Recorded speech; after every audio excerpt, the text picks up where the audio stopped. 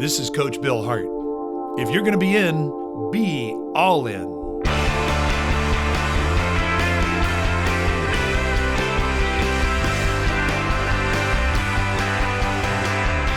Todd Graves, welcome. So good to have you with us today, man. How are you? I'm great.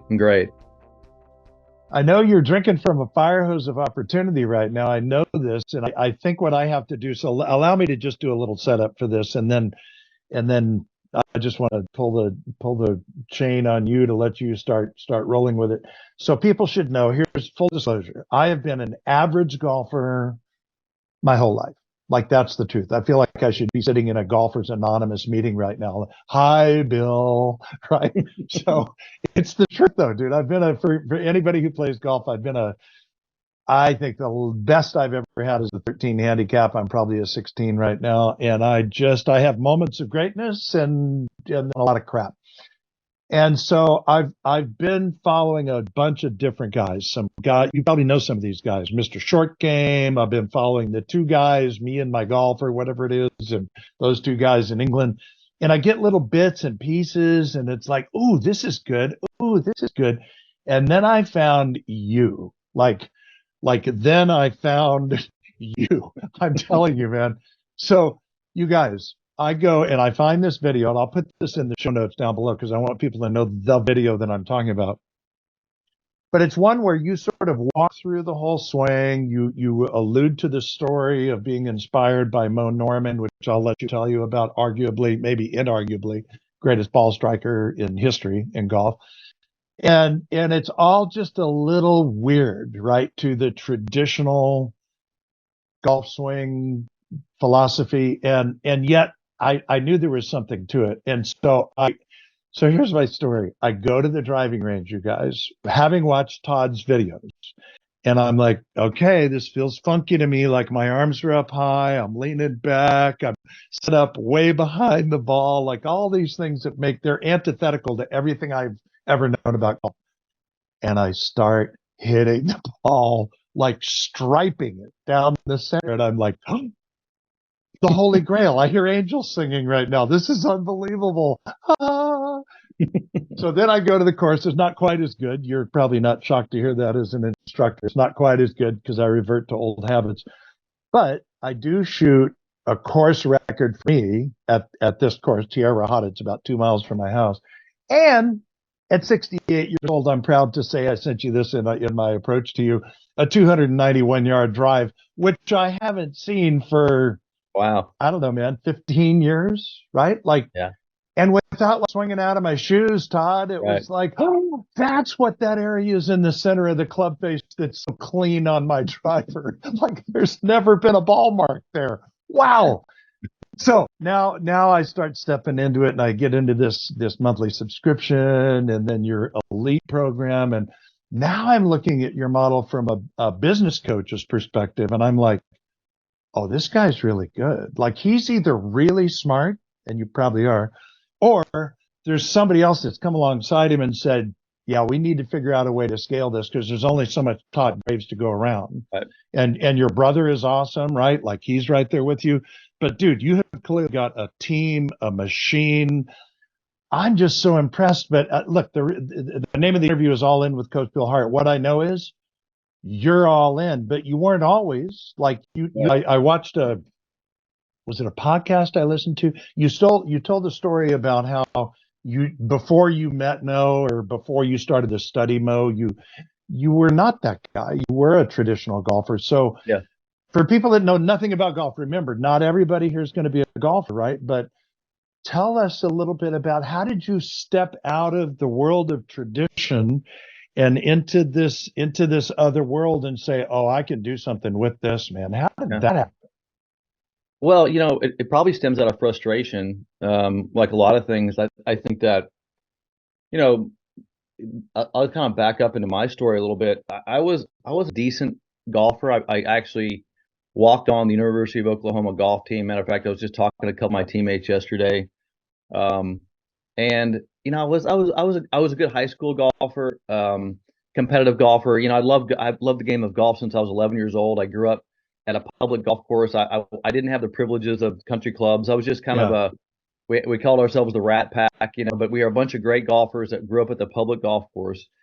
And then I just loved playing the game. I love I love the meditation of it. There's a lot of Mm. things I love about golf that beyond just playing the game. There's a lot of things that my personality really lines up with when it comes to the game. So, I just grew up loving the game of golf. It's really all I wanted to do. And I took it to college and I walked on the college golf team, which was a whole other story in itself. But I I You just you guys need to know walking onto any team is a pretty big deal, right? Like that. well, Yeah. yeah, walking on a college team is not an easy thing to do. And by the way, I'll just tell the quick story. I wasn't playing for the team. I was working at a club in a bag room at the University of Oklahoma, and Todd Hamilton, who won the Open Championship in 2004, he came out with another player to play the back nine, because that's where the university to play once in a while. And I Mm. saw Todd out there teeing off, and I ran into the shop and said, "Hey, can I go play with these guys?" And the pro said, "Yeah, go ahead. We're slow. Run out there. You can play." So I ran out there and I teed it up with Todd and I beat him on the back nine. And Nice. after I finished playing, Todd goes, "What are you doing down here? Like, why are you're a good player? What's going on?" I go, "Well, I don't have a place to play. I tried to play at Oklahoma State University. I couldn't get on the team." He goes, "Well, let me talk to the coach." So I get a call from the assistant coach named Jim Begwin, who held the NCAA course record at the time. And Jim called me and said, "Hey, would you want to try to walk on the team?" And I said, "Yeah, of course." So we play the walk on, and I make a 10-footer to win a 6-round tournament Dude. to win. I had to make a 10-footer. And as I walk off the green, Jim puts his arm around me and says, "Thank God you made that putt." I said, "Why?" He said, "Because we did this whole thing for you. Like the whole walk on tournament was for you. We were going to do this. We were trying to get you on Wow. the team, and you had to earn your way on the team." Wow. Oh, So anyway, that's a goosebump story right yeah. there, buddy. So Wow. I got on Aren't a you team. glad you didn't know that at the time? I know, and I didn't play well. I didn't play that well in the qualifier. I played good enough, But anyway, so I just loved the game, and so as I progressed, I actually had an injury my last couple of years in college. So the coach put Mm. me on as the assistant coach. So I became the assistant coach of the university team, which was a great experience too, by the way. But then, but I still had the aspiration of becoming a professional player. So I turned pro and I won my very first professional event in Oklahoma City, the U.S. Open qualifier. After being in a cast for 10 and a half months, I won my Wow. first tournament. Yeah, it was kind of crazy. But as I try to get better, and here's where the kind of the story leads into Mm. Mo. As I said, look, I played the Asian Tour in 1991. I traveled all across Asia, and basically Todd Hamilton was my mentor. He kind of helped me through because he had been in Asia for 4 years.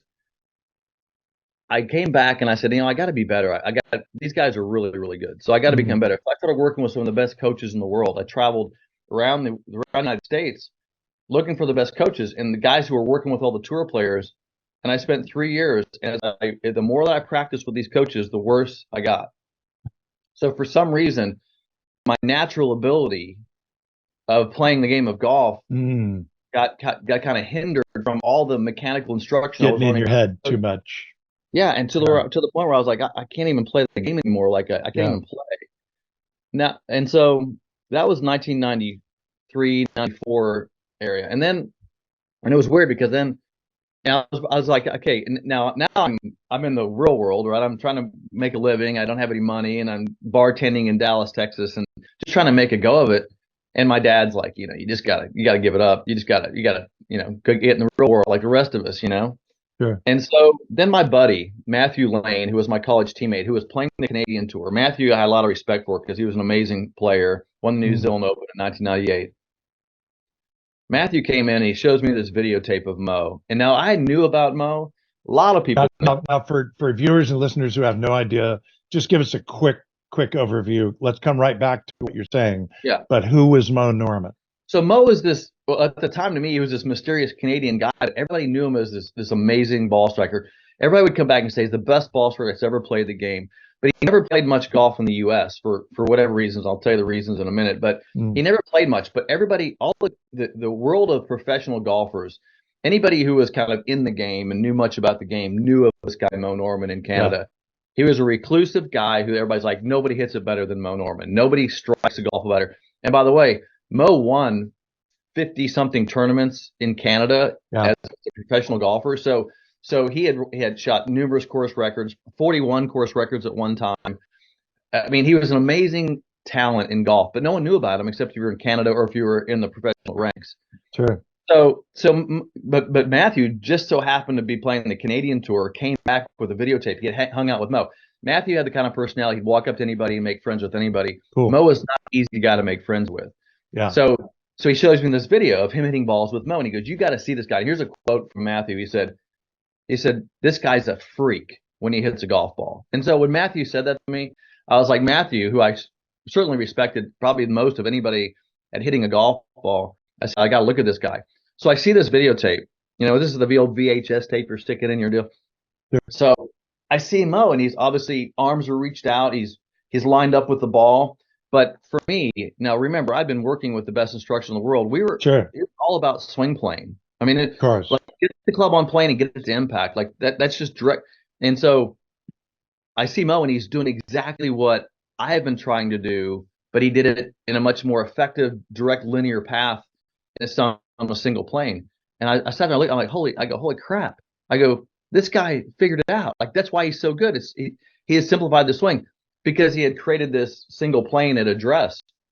And so I immediately started doing that. In 1993, I started practicing for a year, and I would go out to my coach's place, which he was like, "You're crazy.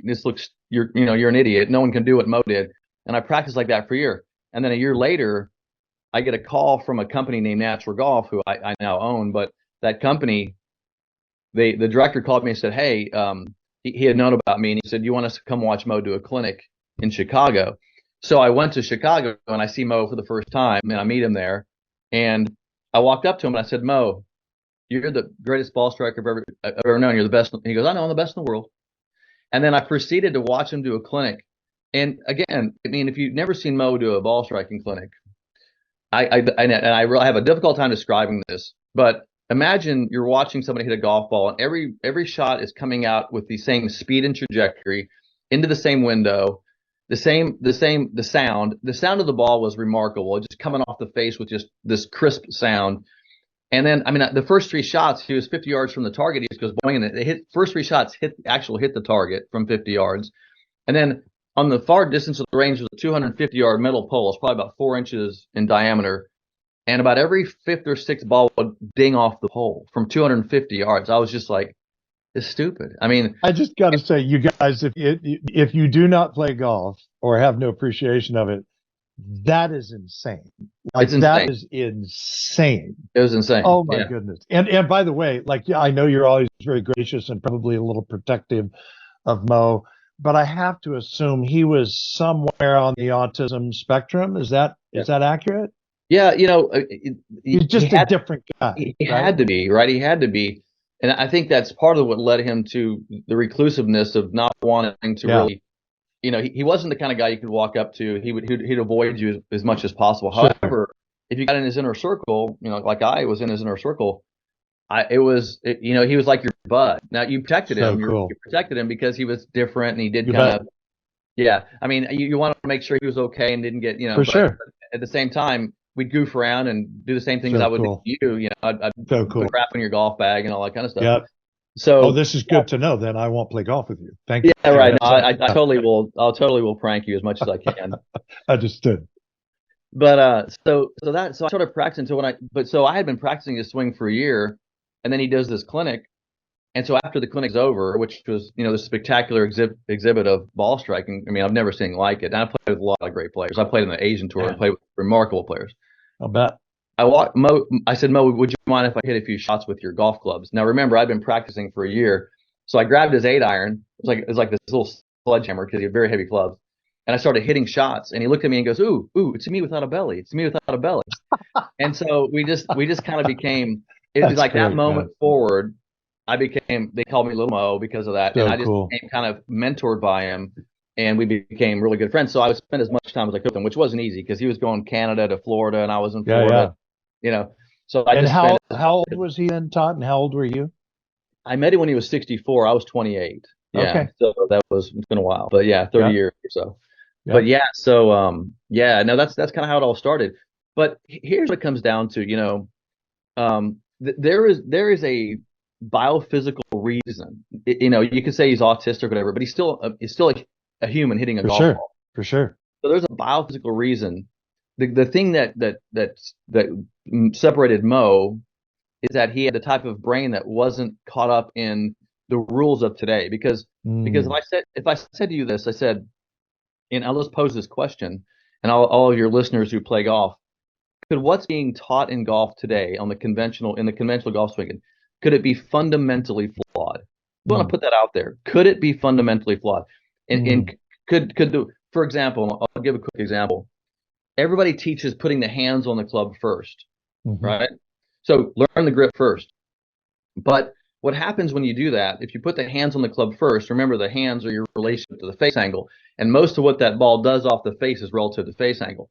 If Mm. you make a mistake in that first thing, you have to now build a mechanical swing motion around a mistake. Absolutely. So could it be incorrect? Maybe if you position your body where it should be at impact, but that's the most important moment, and then grip the club based on impact. Mm. So that would be what we call a single plane address. Wouldn't that make more sense, is to hold the club in a way you're going to want to effectively be at impact? And so Amen.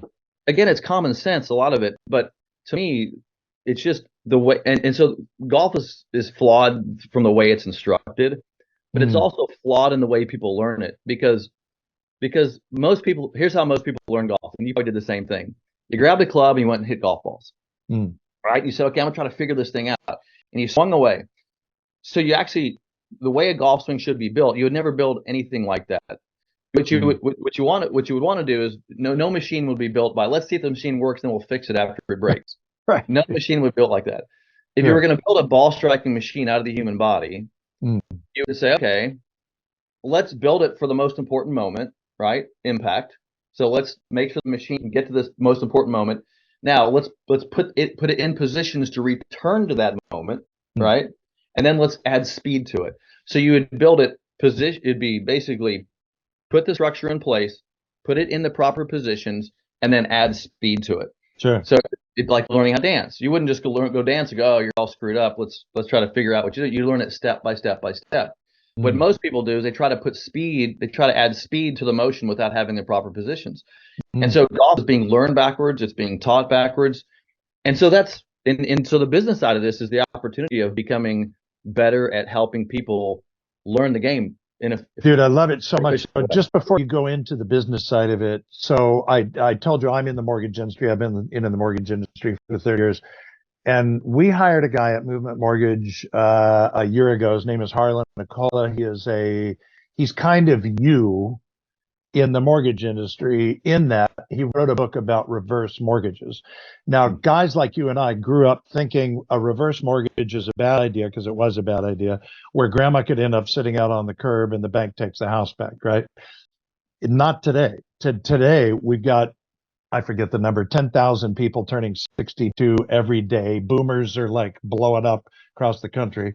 And it's a legitimate retirement strategy where you can, as long as you're not really worried about leaving a bunch of money for your heirs, which is not my mission. I don't know about you. I didn't inherit a bunch of money. Anything I've got, I'm building on my own.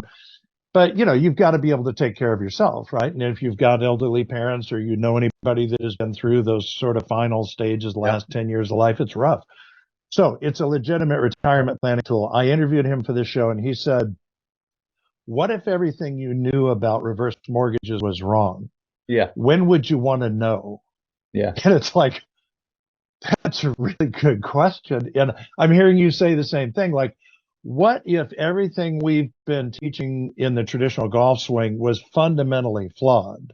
Yeah. When would you want to know? And Yeah. I'm telling you, dude, this was my light bulb moment. I felt like I pulled a chain and a light came on above my head and the angels were singing. It's like, if Yeah. I invest in this, I could start playing good golf. I've never had that dream, Yeah. Todd. I've always thought I could get a little better. I guess I should spend more time on my short game, but I'm still a hack. I mean, I'm still a Yeah. hack. Now I have hope because what you brought to us through Mo. So yeah, now tell us about the business side, because at some Well, point you must have been thinking, well, I either like double down on my own professional playing career, or there's an opportunity to bring this to the masses, and that's a business opportunity. so what's funny about playing for me, like I don't think I was a great competitive golfer in the sense that I mean I love playing tournament golf. I mean, I loved it. And my last year I played in 2000, I think only played 6 events, and 3 of the events I had a chance to win the event with less than 9 holes left. I didn't win any of them, but I was a good enough player to get my game to a certain level. But the reason I don't think I was a great competitor is because I was more interested in the experience than I was winning. That's so interesting. I love the learning process of like, okay, what did I get out of that? Yeah. I could play a terrible round and go, okay, that was interesting what my mind was doing and what my brain was thinking and all thoughts. You can step stuff. back and disassociate from it. I still love that part about, my experience in life is just like, what was I thinking? And it's all based on what you think a lot of times. For sure. The business side of this is really, we had a model, and that's the problem with the golf world, in my opinion, is, I had an instructor walk up to me. I was at, you know who Todd Herman is? You need to look at Todd Herman, Alter Ego Effect. I wrote a book called Alter Ego Effect. Todd's a really good friend of mine. Oh, right on. Will do. But Todd was doing a conference in San Diego, and I went to experience the conference. It's a bunch of business owners, entrepreneurs. Todd teaches a lot about entrepreneurs. And a golf instructor came up to me during the conference, and he goes, hey, Todd, he goes, I know you've had a lot of success, and Todd Herman told me a lot about you. And he said, explain to me how you've had so much success. And I said, what do you teach? And he goes, well, I teach golf. And I said, yeah, but what do you teach? Like tell me what I would learn from you that I can't learn from somebody down the street. And he said, and he didn't have an answer. I'm like, that's how you become successful. Because we had a specific model, which is the Moe Norman model. And we teach people that model only. We don't deviate from that core model. Now we have a process of teaching it, but that's where the golf industry has a hard time because there's no model to follow. So if you ask me where our success comes from, it comes from having a model. So in fairness, there have been models like Stack and Tilt or whatever, and even Jim Hardy, right? Like 25 years ago or whatever. I mean, there have been models, but more often than not, I think, you tell me because you're the expert here, but I'm an amateur and I'm talking about what I see. Generally speaking, it was a guy or a woman who had success and they taught their methodology. But overall, it's just kind of this general sense. Like if you go to YouTube, you guys, and you look up golf instruction, holy Toledo, you're going to see as many different things as you can imagine. But what Todd said earlier is it all comes back to the moment of impact. And if that's true, if that's the money moment, like the money shot, why wouldn't you reverse engineer it from that instead of Todd, as an example, dude, I have been the guy could not get this action with my left wrist for the life of me. No matter how much video I watched, I'm here, right? Every single time until I saw your swing. And then it's like, I'm not even thinking about my wrist. Yeah.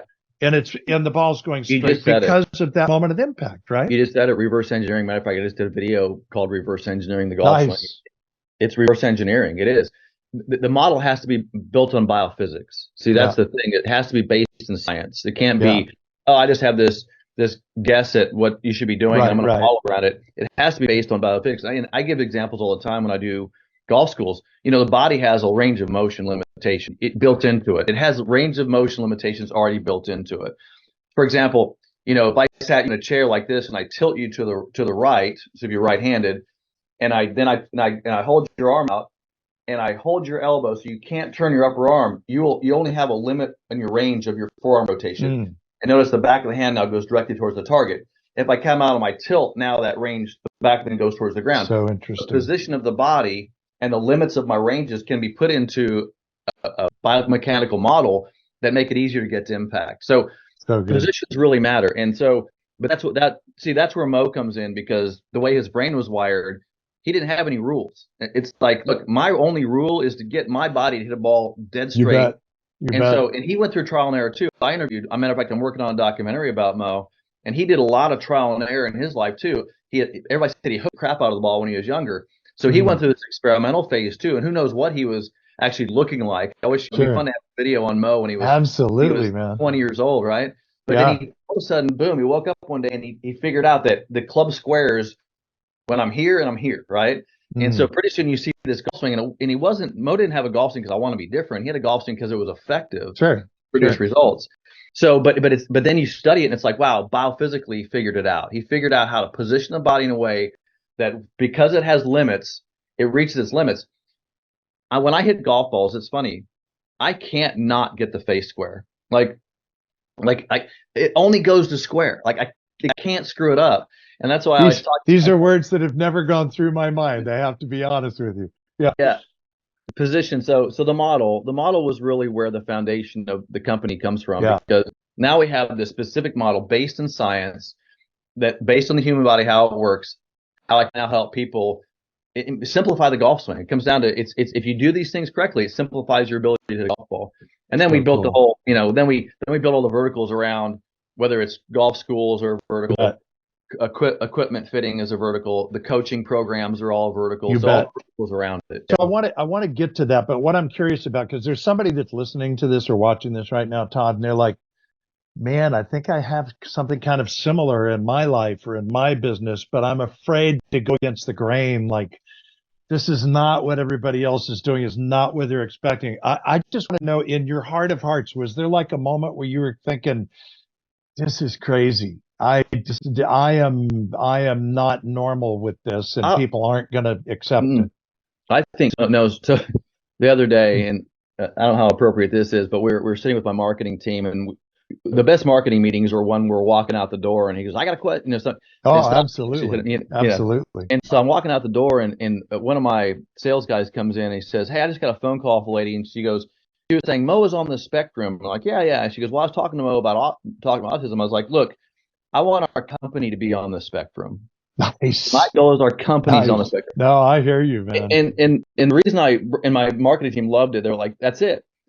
So if you have something unique that the world needs, then you got to do it. You have to do it. Number one, that's the first thing I would say is the uniqueness is the key, because if you're doing the same thing somebody else is doing, so if you have a unique idea or a unique product and the world needs to see it, you almost have to you have to go with it. Number two is, I would also give this advice. For some reason, and I don't know all the reasons for this, the right people show up.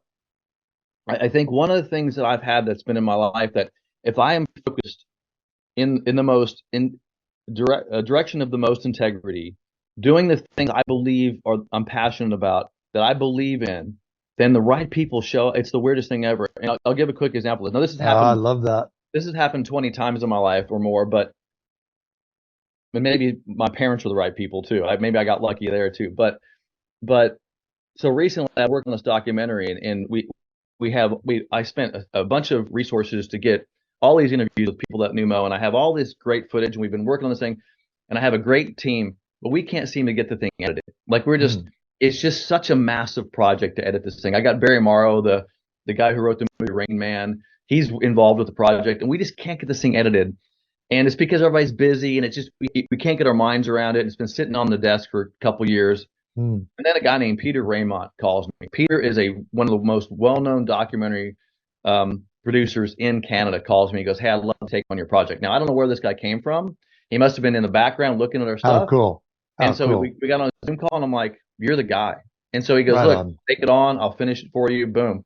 So he just came along. And so you have to be patient sometimes. You have to just sit with things. With something, when you're stressed out, it's not a good time to make decisions. You have to sit with it for a while. So to me, if people are wondering, should I take the risk? Should I take my idea? I'm scared. Nothing's wrong with that. But I would say that if you have something that you believe is really, really valuable and that needs to be put out into the world, then first of all, you need to do it, because that's what it's all about. Creating in this world is what it's all about. And number two is the right people will come along, and you just need to start. You just need to take steps. Yeah. I love to hear you say that. I love so much for you to say that. And look, I don't know, it depends on your worldview, where that stuff comes from.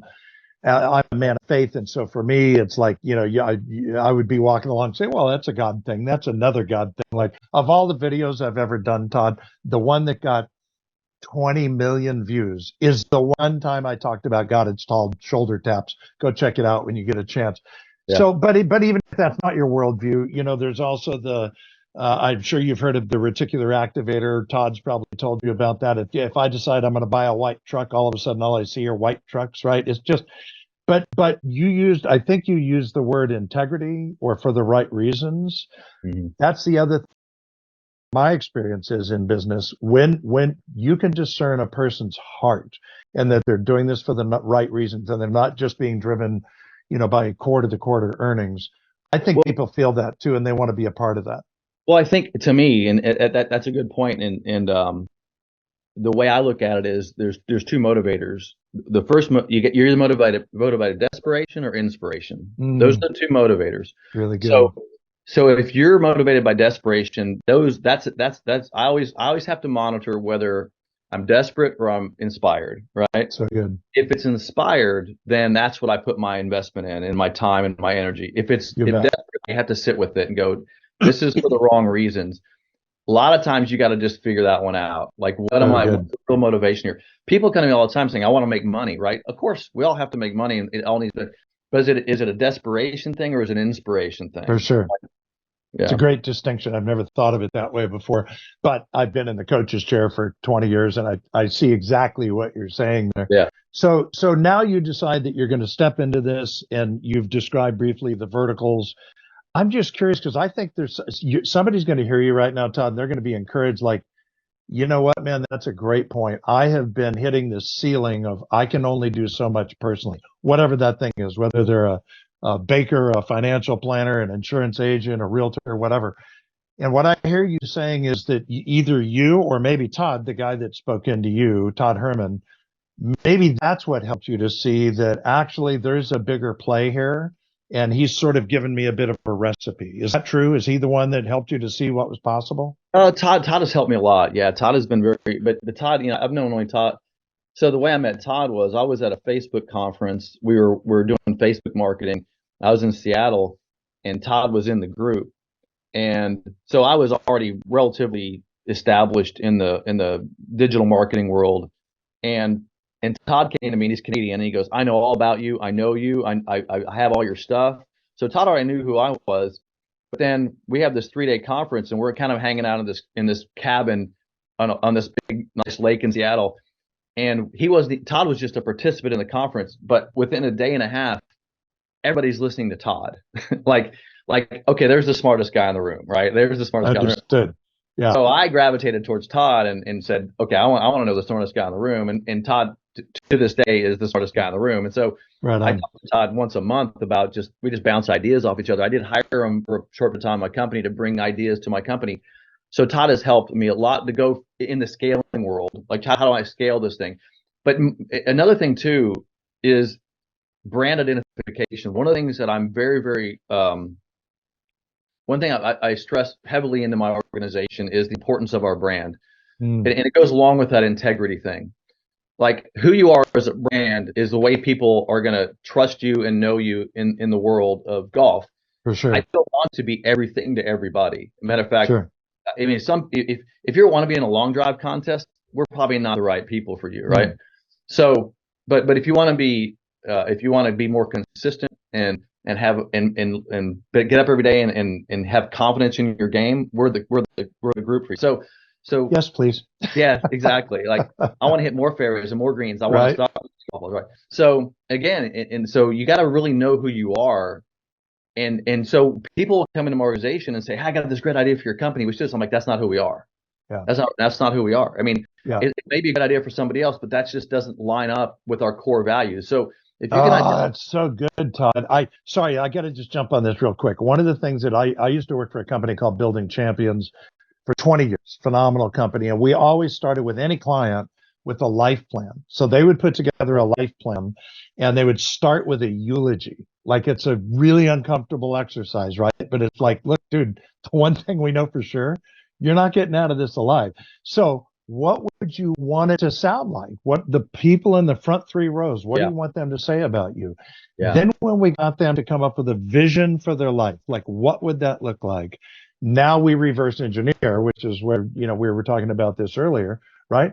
But I mean, that's what you're doing. So I tell people all the time, don't play opportunity whack-a-mole. Do you remember in Chuck E. Cheese, if you ever had kids, like, Oh yeah. Yeah. Opportunity whack-a-mole is something popped up in front of me. Man, maybe that's what I should go Shiny. do. And what I'm Yeah. hearing you say is no, no, no, no, no. Get back on track. Where are we going? Does it fit? Great. If it doesn't fit, no thanks. Yeah. Right?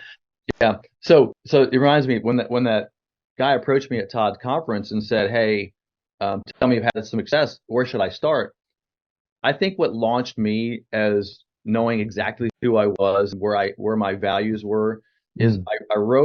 I produced a video, but I wrote the video not knowing at the time how to even do it, write a video.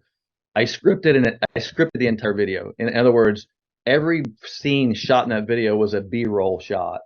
Wow. So the camera had to focus on everything I was talking about. If people don't understand video production, usually I just get camera and I just talk, right? And Sure. but this was me not doing any teaching. It was me directing the camera to point at things and talking about it. So literally, it was the most intensive video we've ever produced. But what it did, it produced so much clarity in what we were Mm. about. Like it was like there is no question about what we teach. There's no question. And so Sure. that intense clarity is key for anybody. Most people don't have enough clarity. They're like, oh, like you said, Totally whack agree. shiny here, shiny here. So my advice is always get super clear on what your values are, get You super bet. clear on what you teach, get super clear on who you are. And when you have that clarity, then it becomes pretty easy to Come brand on, man. yourself. Come Yeah. on. I think this is the preach emoji. So, like, preach, Todd. What you're saying right now is I have been coaching people long enough to know, and you probably know this, whatever your experience is in real estate and mortgage. Right now as we're recording this, rates are 8% in the U.S. And I forget the number, but 60% of people in the United States have a mortgage that starts with a 2, 3, or a 4.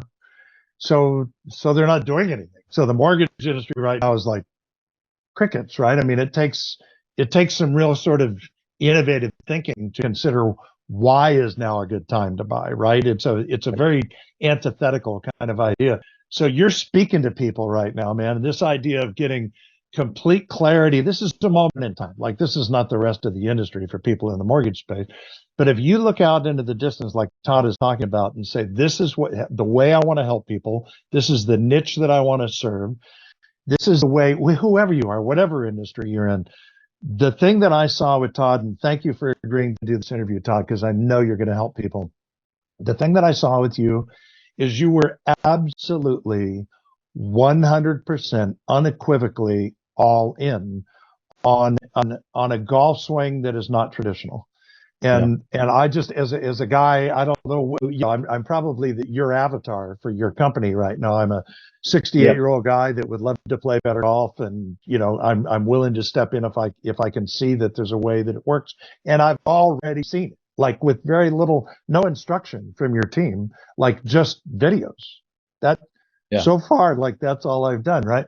So you guys be fired up about this, whether you play golf or not. And by the way, if you do play golf and you can get past your ego of what are the other guys in my foursome going to say when I show up and I have my arms out and I'm leaning back, like, let me tell you what they're going to say. They're going to say, how'd you learn to do that?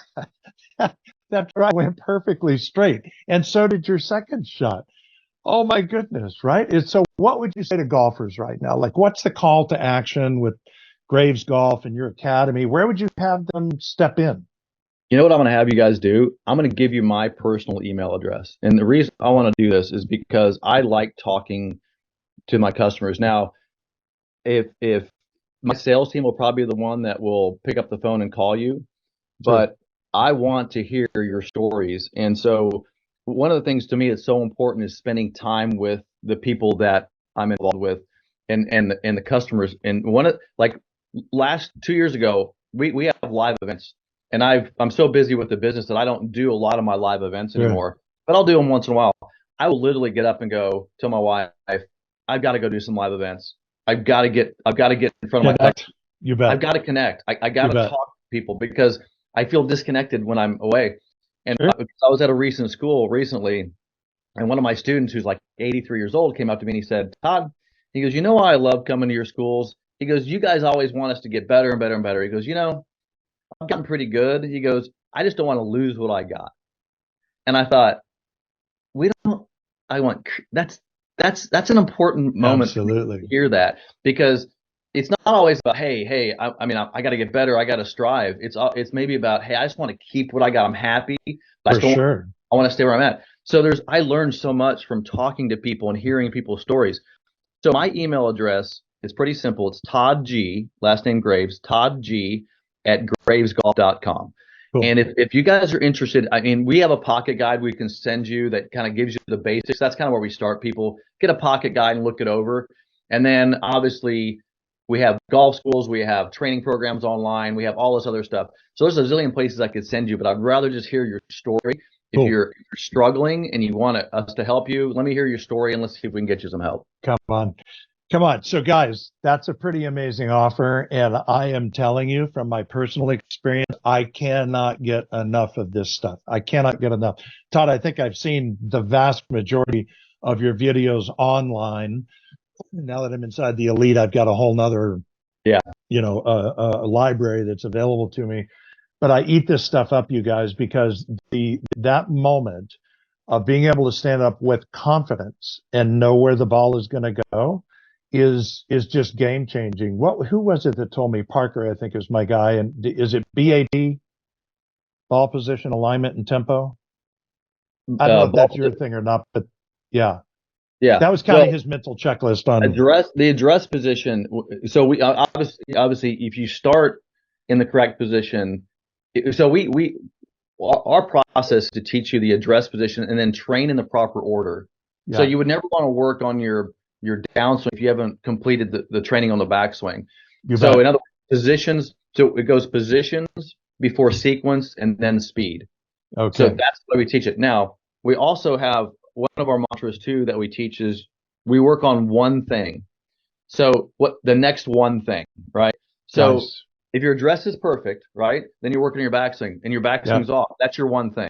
You don't want to be so there is and by the way, this whole process is to speed up the learning process. I mean, because the number one question I get asked is, okay, I'm going to change my swing. How long is it going to take to do this, right? And the answer is, if you're good at following the process, you'll speed up the learning tenfold. Nice. But if you don't work in the proper order, you're whack-a-mole, right? It's that whack-a-mole. Oh my goodness, so true. So what I know is this: you see the P-51 behind me here. I used to sell airplanes years ago, and I don't know if you've done much flying in small airplanes, but one of the things you learn in aviation is your flight instruction is the sooner you can get people to come more frequently so that their learning stacks on top of each other, the faster you can do it. You can learn to fly in 40 hours, right? But most people don't do that. It's like, well, I can't really afford that, so I'm going to come once a month or every 2 months. Well, then every lesson is getting back to where you were last time, and it takes you 100 hours to learn to fly. So I love what you're saying, man. You're just so there's science behind that, what you're talking about, because the way the brain works and the way it's elastic and it's trying to learn things. Yeah. And when you get it, when you're in a certain brain frequency, you stay in that frequency. They have delta, alpha. So when you're in the certain brain waves, you're more receptive to build the neural pathways. So the neural pathways get built. So it's just like when I'm teaching you, like right now I'm building a 3D system that you put on your body and it trains you to swim with your iPad, right? Oh my goodness. But it keeps you in that it keeps you in that in that mode of connecting the brain circuitry. But see, here's what most people do. Just like you said, they run out and they practice, and then they don't practice for 2 weeks. And then they go play. They go play when they're and they haven't built the new programming yet. For sure. So if you can stay in that programming mode, which is the key to all of it, it's the holy grail. Buddy, I have loved this. I so appreciate you taking an hour out of your schedule. I know that you have fired up golfers and non-golfers alike. I love the simplicity of I had a hunger, I found a mentor, I doubled down, I started seeking some additional information. I saw a business opportunity. I dove in, but I'm staying pure to my message, staying on track. People are going to learn from you, and I can't thank you enough. We know how to find you now, so thank you for sharing that. And where would you drive people online? Where would you have them go? Just go to gravesgolf.com and look at our website. You can go to the bottom, scroll to the bottom of the first page, and just put in your information if you want us to contact you. The other thing I would recommend is go to thefeelingofgreatness.com. If you want to learn a little bit about Moe, that's the documentary. You can watch a little film on there, thefeelingofgreatness.com. That way you kind of get a feel for the Moe Norman Nice. character. And you should see that film coming out next year as well. I can't wait, man. Can't wait. Well, Todd, it is a pleasure to meet you. Thanks for making the time. You're having an impact, no pun intended. And it's just fun watching what you're doing, man. So thanks for hanging out. I appreciate you. Thanks for having me on. And look, I'm all in, and I appreciate your show. And it's been great to have you. And we could talk for hours. So I appreciate you. Thanks, man. Likewise. Take care, bud. Free to